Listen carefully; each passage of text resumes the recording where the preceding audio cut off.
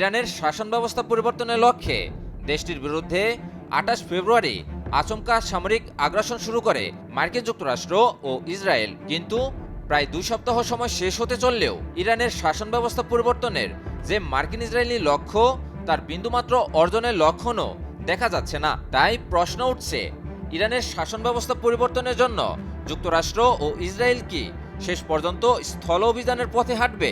যুক্তরাষ্ট্র ও ইসরায়েল কি ইরানের বিরুদ্ধে এই দুঃসাহস দেখাবে? গত ২৮ ফেব্রুয়ারি মার্কিন যুক্তরাষ্ট্র ও ইসরায়েল আগ্রাসন শুরু করলে দেশটির তৎকালীন সর্বোচ্চ ধর্মীয় নেতা আয়াতুল্লাহ আলী খামেনি সহ বেশ কয়েকজন শীর্ষ সামরিক কর্মকর্তা নিহত হন। তবে ইরান অতি দ্রুতই শীর্ষ নেতৃত্ব পুনঃস্থাপিত করলে যুক্তরাষ্ট্র ও ইসরায়েলের আশা নিরাশায় পরিণত হয়। কারণ যুক্তরাষ্ট্র ও ইসরায়েল ভেবেছিল শীর্ষ নেতা এবং শাসন কাঠামোর একটি বড় অংশকে সরিয়ে দিলে পুরো ব্যবস্থাটি ধসে পড়বে, বরং ঘটে তার উল্টোটি। মার্কিন ইসরায়েলি আগ্রাসনের পাল্টা প্রতিক্রিয়ায় ইরান এ অঞ্চলে অবস্থিত মার্কিন ঘাঁটি ও সামরিক স্থাপনা ও ইসরায়েলি ভূখণ্ডকে লক্ষ্য করে ব্যাপক আকারে মিসাইল ও ড্রোন হামলা চালায়। ইরানের মুহুর্মুহু হামলায় ধ্বংসস্তূপে পরিণত হয় যুক্তরাষ্ট্র ও ইসরায়েলের বিভিন্ন স্থাপনা। ইরানের মিসাইল তাণ্ডবে দিশেহারার মতো অবস্থা হয় যুক্তরাষ্ট্র ও ইসরায়েলের।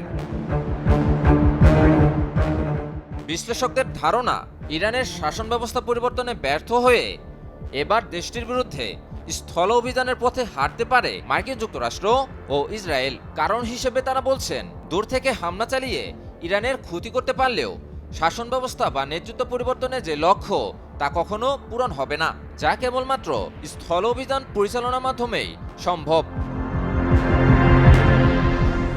আর এখানেই প্রশ্ন উঠছে, যুক্তরাষ্ট্র ও ইসরায়েল কি ইরানে স্থল অভিযান পরিচালনার মতো দুঃসাহস দেখাবে? ইরান ভৌগোলিকভাবে পাহাড় বেষ্টিত হওয়ায় দেশটি একটি প্রাকৃতিক দুর্গ হিসেবে পরিচিত। ইরানের দুর্ভেদ্য ভূপ্রকৃতির কারণে যে কোনো আক্রমণকারী বাহিনীর জন্য তা এক মরণ ফাঁদে পরিণত হতে পারে। আর এ কারণে যুক্তরাষ্ট্র ও ইসরায়েলের জন্য ইরানে একটি পূর্ণাঙ্গ স্থল অভিযান পরিচালনা করা বর্তমানে অত্যন্ত ঝুঁকিপূর্ণ এবং সামরিকভাবে প্রায় অসম্ভব বলে বিবেচিত হচ্ছে।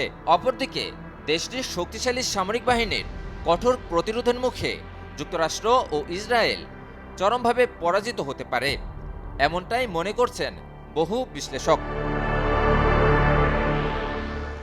সম্প্রতি মার্কিন সম্প্রচার মাধ্যম এনবিসিকে দেওয়া এক সাক্ষাৎকারে ইরানের পররাষ্ট্রমন্ত্রী আব্বাস আরাকচিকে মার্কিন ইসরায়েলি স্থল অভিযানের ব্যাপারে প্রশ্ন করা হলে আরাকচি বলেন, ইরান মার্কিন ইসরায়েলি বাহিনীর জন্য অপেক্ষা করছে।